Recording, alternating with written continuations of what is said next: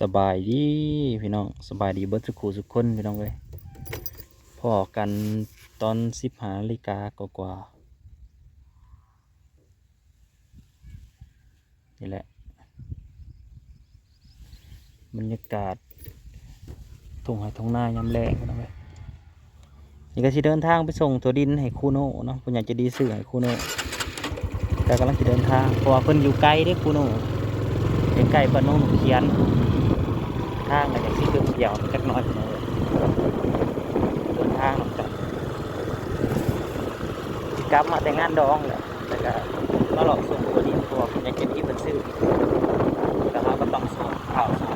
เพิ่นซื้อให้ครอบครัวคูโน่น่ะ3 ถุงเพิ่นบอก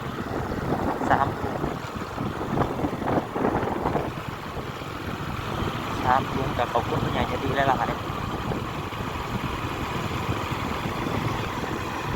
เอาบ่ได้เอ่ยชื่อกับขอโทษขออภัยนำเนาะแต่ว่าก็ดีใจแหละนี่กำลังเดินทาง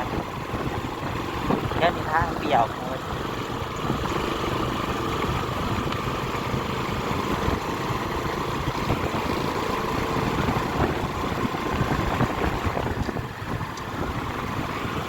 เส้นทางออกทางใหญ่เลยออกทางใหญ่เลยเส้นทางออกทางใหญ่แล้วก็คนมันมันคนมันกับราคามันติดราคามันคือกระดับตาดดูละติดแต่ว่าประจำเป็นต้องคนแหละเพราะว่าได้ปลูกไว้แล้วเป็น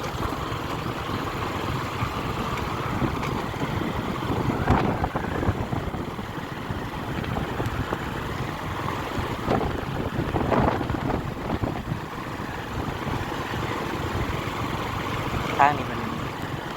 แปลงทางใหม่เราเลยโทษถนนมันก็ดีแหละมันแปลงทางใหม่นี่ก็มีเพื่อนกองล่างกอง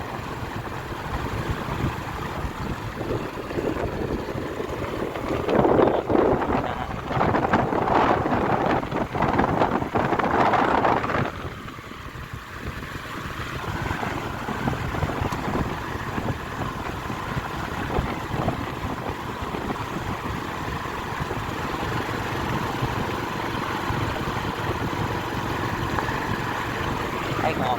หน้าร้ายกว่าเนาะมาหอดแล้วพี่น้องเลยโอ้ยลูกไม่ชู้เป็นดาวพากันอยู่แต่ได้ผ้าห่ม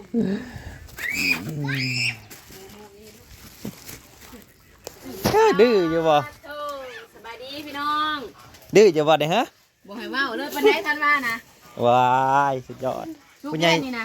ยังไปต้มเอาเองคุณยายจะดีบนซื้อให้ทั้งฝั่งไทยพุ่นล่ะขอบคุณคุณละลายเด้อใหญ่3 โลให้ร่ำให้รวยมันได้ไหมยายโอ้ยมาดูอีหยังมีเน็ตซื้อน่ะอยู่นี่กะมีได้พอได้เรื่องคุณยายจะดีเป็นซื้อมาคือดีไหนมาเด้อรับมาเด้อสวัสดีพี่น้องขอบคุณละลายเด้อให้อยู่ดีมีแฮงให้ร่ำให้รวยผู้มาส่งก็ให้แฮงรวยเด้อขอบใจละลายหนาวแล้วก็จะได้พร้อมคนหัวสร้างคนไก่สร้างทงเลยจ้ามีแห้งให้เพิ่นก็ไล่เข่ามือแรงเด้อพี่น้องให้ดีมีแห้งละลายหลายคนนั่นนี่ก็พออยู่แล้วแซวรวยเด้อบ่ให้สวยจ้าเถื่อจังกับพ่อมีเลทูได้แล้วกันทุไปได้ปังหำคนว่าโอ้ยอมขี้ดื้อบอกว่ายาบ่ได้จักยาปีนี้แห้งชิดก็เถอะดื้อคือกันนี่แหละนั่นเอามาย่างที่บัดนี้นะทั้งย่างทั้งแล่นนะบ่ได้อยู่บ่ได้เศร้าที่ชื่อว่าปลูกเองบ่นี่นะแม่ครับปลูกเองตะกี้น่ะที่นั้นบ่ย่างบ่มันย่างแล้วโก้ยเมื่อยน้ำเอาน้ำก็บ่ได้บ่ทันผู้ใดบ่มันย่างนะมึงแม่แก่แล้วจะมาบุ่มบั่มมันบ่ทันได้ชูมันทันได้ชูโอ้ยตายแล้วบัดนี้พี่น้องวางแนวพี่น้องคุณยายจะดีจากฝั่งไทยบ่แม่นจากฝั่งไทย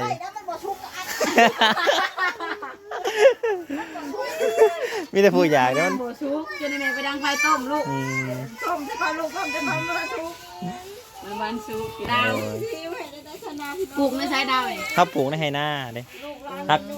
มันก็งามอยู่แต่ว่าหมดอันนั้นลงกินนะเด้ มันมีหมดแดน เขาก็เลยพาเอาขวดในขั้นตอนนั้นมันสิเบิด แต่ละเติบอยู่แล้ววะ ได้10 กว่าโลนี่แหละ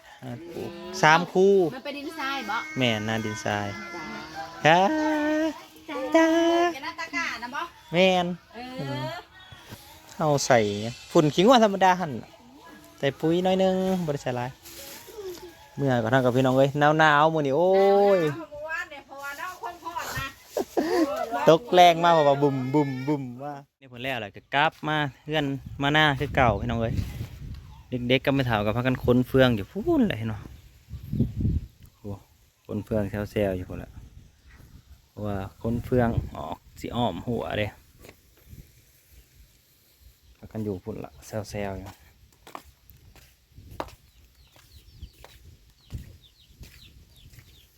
คึมไม่ต้องหนาวโอ้ย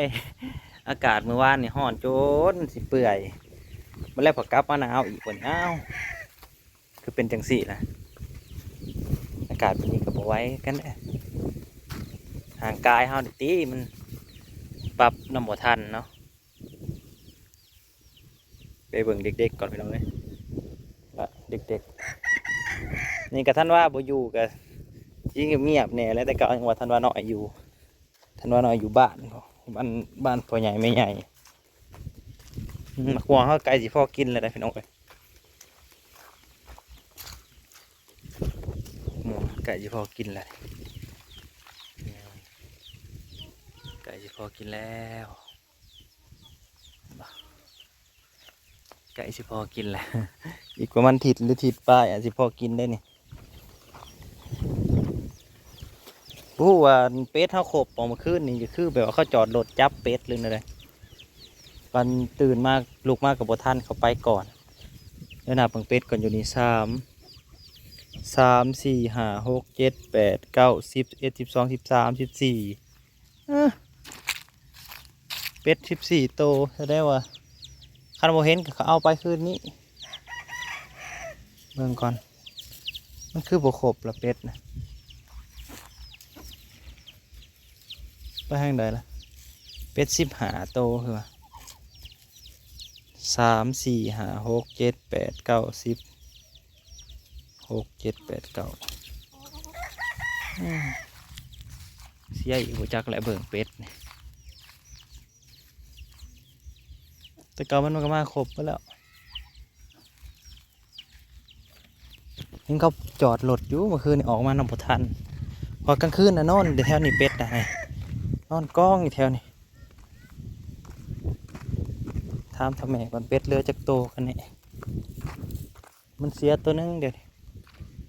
วมันพทันมาพอเรื่องอะไร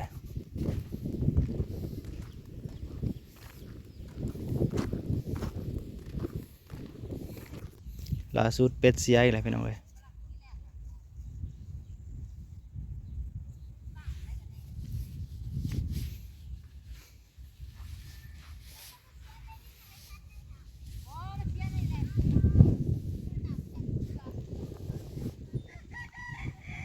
นับเพิ่งเลย14 โต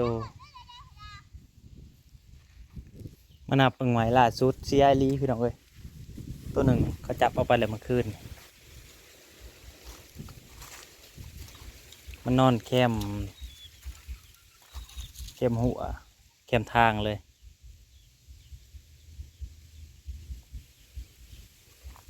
เหลือ14 โตนะ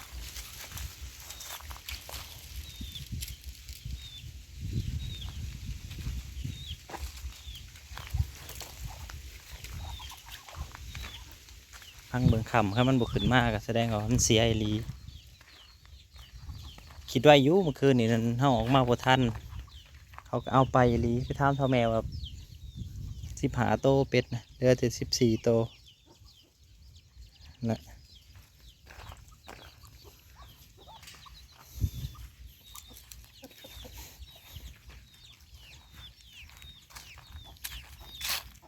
เหลือ14 โตโอ้ยจ่องแต่หลัก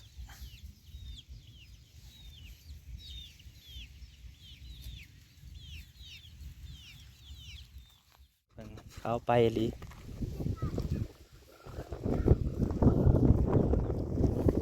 เขามาจอดนี่แหละคืนนะนี่เป็ดมันนอนอยู่คู่ถ้ามันออกมาบ่ทันบอกเขานอนในห้องแล้วเพื่อใครออกมาไปแล้วนี่แต่ขี่มันแทนเอานอนกองกันอยู่นี่แหละเป็ดนะเจอเสียงรถพอเลยพี่น้องมาหาแม่น้องนัทซาประจำคนเถื่อนพวกนี้พวกเถื่อนพวกผมมีปัญญาพวก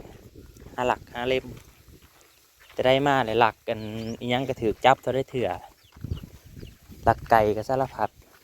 ถือจับหลักไก่ตีกันยังหลักคือเก่า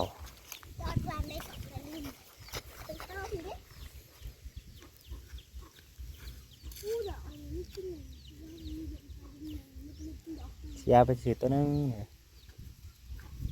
มันมีไผดอกคนมันเคยหลักมันก็หลักอยู่สั่นแหละพวกนี้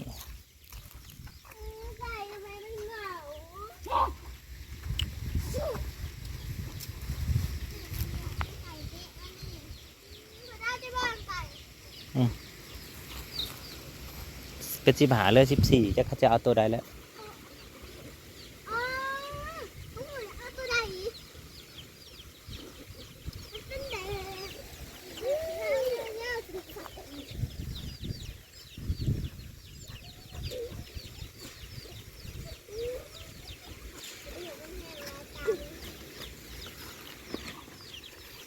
เหนื่อยพี่น้องเอ้ยทำพวกขี้หลักขี้เล่มนี่มันบ่ได้มีปัญญาไอ้ช่างดอกมาจอบแต่หลัก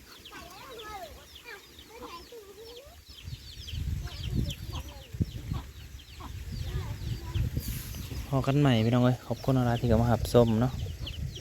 เขาก็คิดอยู่เมื่อคืนนี่ครับตื่นเช้ามาเขาผัดบ่ได้นับเป็ดจ้ะก็เผาไปมาคิดได้ว่าโอ้ยเขาหลักกันดีไปแล้ว